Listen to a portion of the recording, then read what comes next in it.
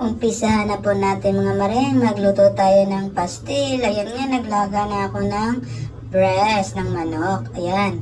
Dahil natapos na siyang lagayin, hanguin na natin siya sa ating kaserola. Ayan, at palamigin natin yan syempre bago natin himay-himayin. Dahil mainit po yan pag hinimay nyo ng bagong ahon sa pagkalalaga. At ayan, umpisahan ko muna maghiwa ng bawang, sibuyas. At ayun nga pala yung mga anak ko sa likod ko. Busy sila habang may ginagawang kanilang mama. Ayan, hiwa-hiwain natin ang sibuyas. Bali dalawang sibuyas nga pala ang hiniwa ko dyan. At mga 6 na bawang lang. Para hindi masyadong mag-garlic ang ating pastil. Ayan, ang hirap balatan na itong sibuyas. Ayaw makisama, oh. Parang tanga talaga tong sibuyas na to.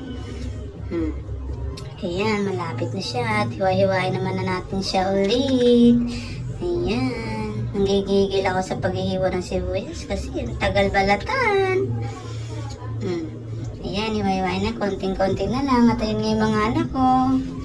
Busy sila sa kanilang ginagawa. Yung anak kong bunso naglalaro. At ayun nga, may hiniwa na rin akong luya dyan. Tsaka yan, himay-himay ko na rin yung breast ng manok.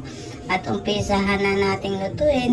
Naglagay na nga pala ako sa kawali ng margarine. Margarine nga palang ginamit ko dyan guys para manilaw-nilaw ang ating pastil. Ayan. Diba? Halo-haloin natin yan. At syempre nagdagdag ako ng konting mantika kasi kailangan ma-oil ang ating pastil. Dahil matakaw yan sa mantika at margarine. Ayan, sinabay-sabay ko na silang nilagay sa kawali, luya, bawang at sibuyas. Ayan, halo-haloin lang natin siya ng maayos. Pag medyo brown-brown na yan sila guys, pwede nyo nang isunod ang hinimay-himay na breast ng manok. Ayan.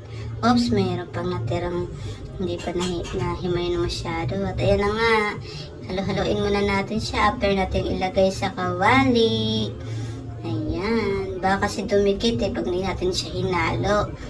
Ayan, halo-haloin muna natin. Siyempre, lagyan natin ng pamintang durog na durog at pino. Para medyo may kagat na konting anghang. Ayan, marami akong nilagay kasi mahilig sa paminta ang aking jowa. At ayan, naglagay na nga rin ako dyan ng magic sarap para may lasa ang ating pastil. Siyempre, yung toyo ng asawa mo, ilagay mo na. Ayan, katamtaman lang muna ang paglalagay ng toyo, baka masobran sa alat. At nagdagdag na rin ako dyan ng seasoning. Ayan, nor seasoning para may lasa rin siya. Ayan, halo-haloin lang natin yan guys hanggang makita natin ang resulta ng ating pastil. Kung sakto na ba ang kulay niya at ang lasa. Ayan, halo-haloin. Kita nyo naman. Ayan na siya. Kailangan yan mga maring medyo ma-fried siya para masarap. Ayan halo-haloin ulit. Kailangan masipag kayong maghalo-halo niya kasi didikit yun sa ilalim pag hindi nyo madalas haluin. Kaya dapat may konting sipag sa paghahalo. Nakita nyo yan diba? Nakita nyo may dumidikit kaya kailangan talaga masipag kayong maghalo. Ayan, malapit na siyang maluto dyan. Nakita nyo na. Ayan, malapit na. Ayan, halo-haloin.